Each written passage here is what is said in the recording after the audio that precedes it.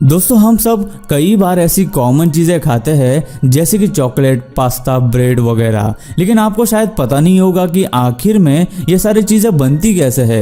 तो आज की इस कमाल की वीडियो में हम आपको दिखाने वाले हैं कि ये सब चीज़ें बनती कैसे है, इसलिए वीडियो को लास्ट तक ज़रूर देखें क्योंकि ये काफ़ी ज़्यादा मज़ेदार होने। किटकैट चॉकलेट्स तो आप सब ने खाए होंगे, लेकिन आज हम आपको दिखाएंगे कि आखिर किटकैट चॉकलेट बनती कैसे है। सबसे पहले चॉकलेट को बड़े से बॉयलर में डाला जाता है ताकि उसे पिघलाया जाए। उसके बाद ये मशीन द्वारा इसके अंदर की वेफर को चॉकलेट की कोटिंग दी जाती है। उसके बाद इसे 3 लेयर में एक साथ रखा जाता है और फिर आगे इसे कटिंग के लिए ले जाया जाता है, जहां मशीन इन वेफर्स को एक साथ कुछ ही सेकंड्स में कट कर देती है और इन वेफर्स को आगे भेज देती है। आगे जाकर इन पर पिघला हुआ रेडीमेड चॉकलेट डाला जाता है, फिर इसे काफी तेजी से एक एक करके पैक कर दिया जाता है और आखिर में ये पूरी तरह से मार्केट में आने के लिए तैयार हो जाते हैं। पास्ता तो आप सभी ने कभी ना कभी खाया होगा, जिसे ब्रेकफास्ट में कई सारे लोग रोजाना खाते हैं, लेकिन बहुत से लोग नहीं जानते कि पास्ता असल में गेहूं से बना होता है। इस गेहूं के बने पास्ता को बच्चे मजे से खाते हैं।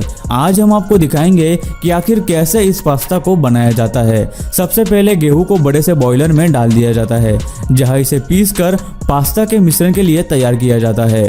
फिर इस मशीन के सांचों में से यह धीरे धीरे निकलने लगता है, जहां मशीन पास्ता को कट करती रहती है। इस तरह इन्हें एक समान तरह से इसके टुकड़ों में काटा जाता है। बाद में मशीन पास्ता को आगे ले जाती है और इसी तरह से ये बाकी के भी सभी टाइप्स के पास्ता बना लेती है और इसके लिए मशीन को केवल उनके मोल्ड्स बदलने पड़ते हैं।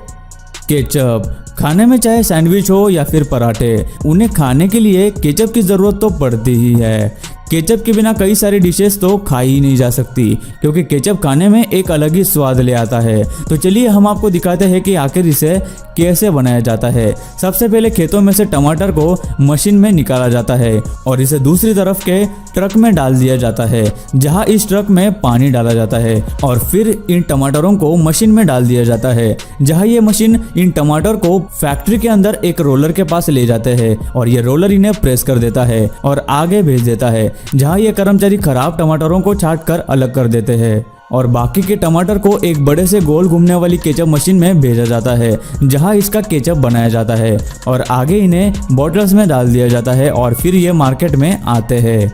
कैरेट कटिंग बहुत सारे खानों में गाजर डाला जाता है, इससे खाने में एक अलग ही स्वाद आता है और गाजर का हलवा तो सबको पसंद है, लेकिन गाजर को छिलने में बहुत ही टाइम लगता है और इसे काफी अच्छे से धोना भी पड़ता है। इस वीडियो में हम आपको दिखाएंगे कि कैसे ये मशीन आपके काम को और भी आसान कर देती है। सबसे पहले मिट्टी लगे हुए गाजरों को ट्रक में से मशीन में गिराया जाता है और ये रोलर गोल घूमकर मिट्टी को गाजर से अलग करती है। फिर इन्हें आगे ले जाया जाता है, जहां इन पर पानी डालकर इन्हें गोल घूमने वाली मशीन में डाला जाता है और आगे एक वाइब्रेट होने वाली मशीन से ले जाया जाता है ताकि ये सीधे होकर इन सांचों के अंदर आ जाए और फिर इन्हें आगे ले जाकर कट किया जाता है, जहां इनके ऊपर के हिस्से को अलग कर दिया जाता है। बाद में बाकी टुकड़ों को काट कर अलग सेक्शन में भेजा जाता है और आखिर में ये पैक होकर सब्जी मंडी या फ्रेश मार्ट में आ जाते हैं।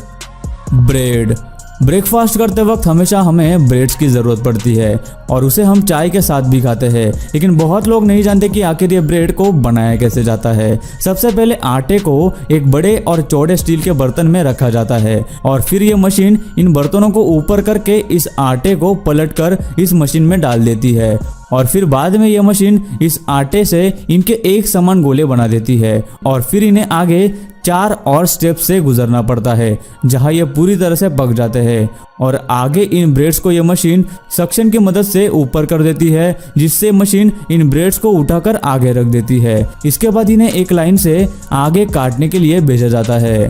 और गाइस अब लास्ट में आता है cold drink packing.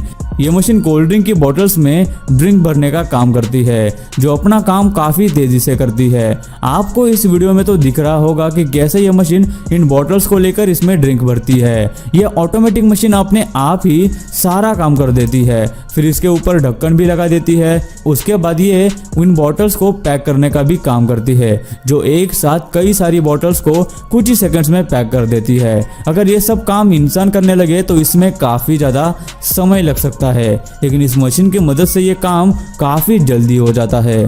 So guys, आपको इनमें से कौन सी मशीन या कौन सी प्रोसेस सबसे ज़्यादा इंफॉर्मेटिव लगी, हमें नीचे कमेंट करके ज़रूर बताना।